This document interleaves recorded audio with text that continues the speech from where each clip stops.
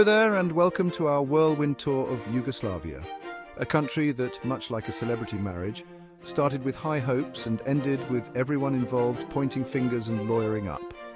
This is a tale of ambition, unity and ultimately a dramatic unraveling that left a significant mark on the 20th century. But before we get to the messy divorce, let's rewind to the honeymoon phase.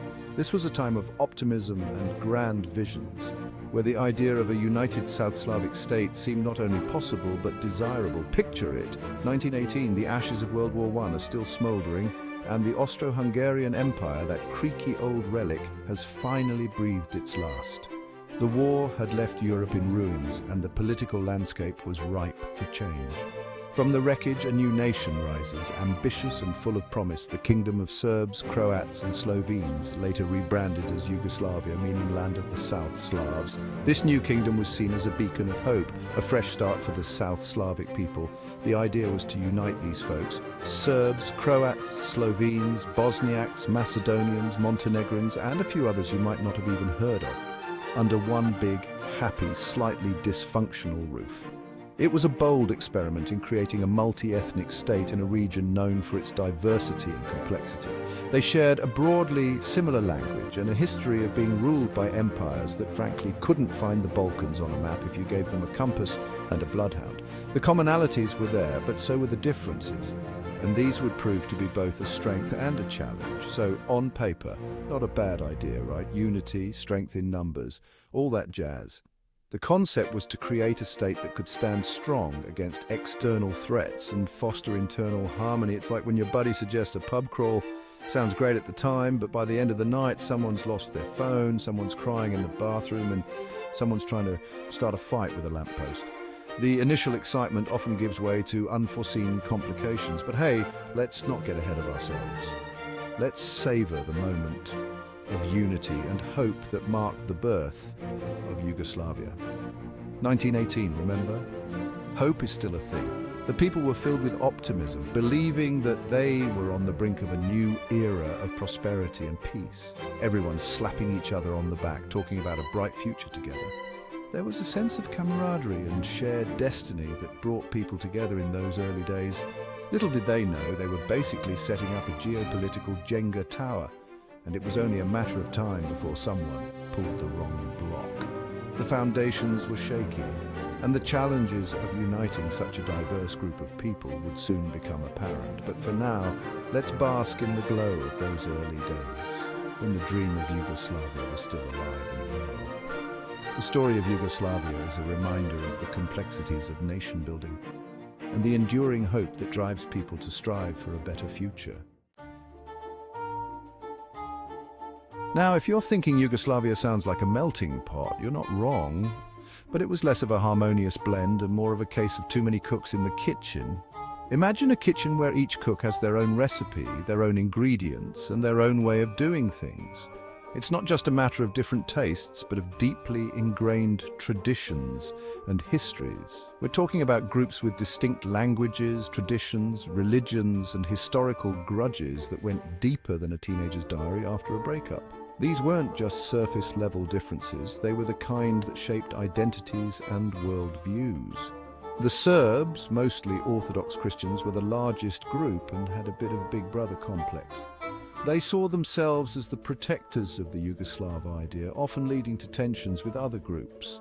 The Croats, predominantly Catholic, had their own cultural thing going on and weren't too keen on playing second fiddle. They had a strong sense of national identity and often felt overshadowed by the Serbs. Then you had the Bosniaks, Muslims, who added another layer of complexity to the mix.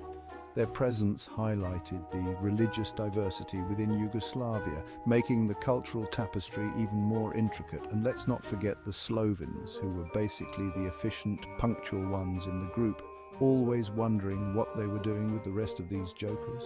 They often felt more aligned with Western Europe and had their own distinct cultural and economic aspirations. Trying to unite this lot was like trying to herd cats, messy, chaotic, and likely to end with someone getting scratched. The political landscape was a minefield of competing interests and historical grievances. And just to spice things up, you had regional differences within these groups. Each region had its own unique characteristics. adding another layer of complexity to the already intricate mosaic. It was like someone took a map of Europe, scrunched it up, and tossed it at a dartboard. The result was a country with a dizzying array of landscapes, cultures, and histories. The result? A patchwork of identities, allegiances, and historical baggage that made finding common ground about as easy as teaching a donkey to sing opera. Despite the challenges, there were moments of unity and cooperation, but they were often overshadowed by the underlying tensions. Leaders tried various strategies to foster a sense of Yugoslav identity, from promoting shared cultural events to implementing policies aimed at reducing ethnic tensions. However, these efforts were often met with resistance and skepticism. The eventual breakup of Yugoslavia in the 1990s was a tragic culmination of these deep-seated divisions. The conflicts that followed were brutal and left a lasting impact on the region. Today, the former Yugoslav republics are independent nations, each with its own path and challenges.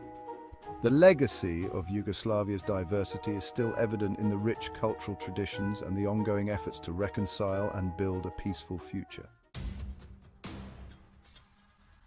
So, how do you hold together a country that's basically a powder keg of ethnic and religious tension? This was the monumental challenge faced by King Alexander I, the first ruler of Yugoslavia. The country was a mosaic of different ethnicities, religions, and cultures, each with its own unique identity and historical grievances. The task of unifying such a diverse nation was nothing short of Herculean. If you're King Alexander I, the first ruler of Yugoslavia, you grab the biggest, heaviest hammer you can find and start hammering away at any sign of discord. Alexander believed that a strong, centralized authority was the only way to maintain order and unity in a country as fragmented as Yugoslavia.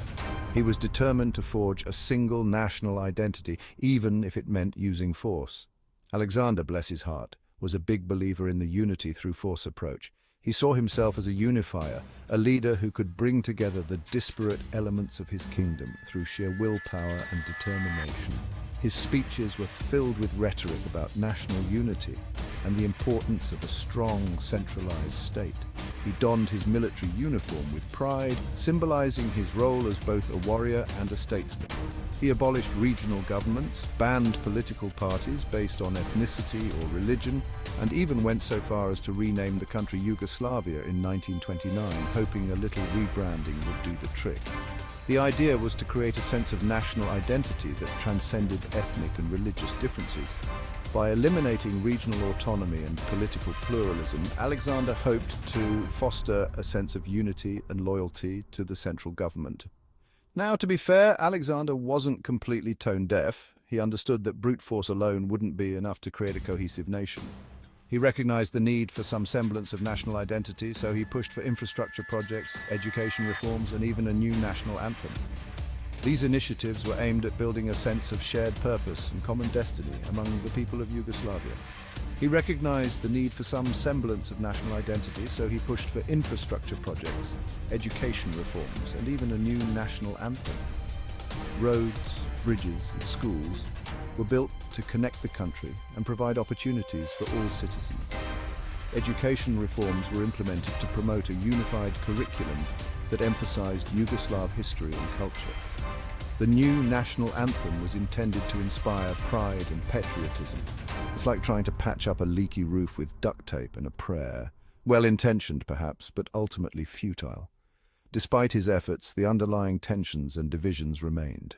The infrastructure projects and educational reforms were not enough to overcome the deep-seated animosities and historical grievances that existed among the various ethnic and religious groups.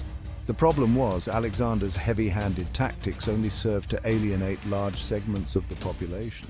His authoritarian approach created resentment and resistance among those who felt their identities and rights were being suppressed. The more he tried to impose unity through force, the more he drove people apart. Croats in particular felt marginalized and resented what they saw as Serbian dominance. They viewed Alexander's policies as an attempt to impose Serbian culture and interests on the entire country. This sense of marginalization fueled nationalist movements and demands for greater autonomy. It was like trying to make a smoothie with a sledgehammer. You might end up with a pulpy mess, but it's not going to be pretty, and no one's going to want to drink it. The more Alexander tried to force unity, the more fragmented the country became. His efforts to create a single national identity only highlighted the differences and divisions among the various groups. And as history would tragically prove, forcing people to conform rarely ends well. The tensions and conflicts that Alexander tried to suppress eventually erupted into violence and unrest. The very policies that were meant to unify the country ended up deepening the divisions and creating a cycle of resentment and resistance. In 1934, Alexander's reign and life came to an abrupt end when he was assassinated by a Bulgarian nationalist with ties to Croatian extremists. His assassination was a stark reminder of the deep-seated animosities and unresolved conflicts that plagued Yugoslavia. It was a tragic end to a reign that had been marked by both ambition and controversy. It was a stark reminder that you can't simply suppress ethnic and religious identities. They run deeper than any law or decree. The assassination of King Alexander I underscored the futility of trying to impose unity through force.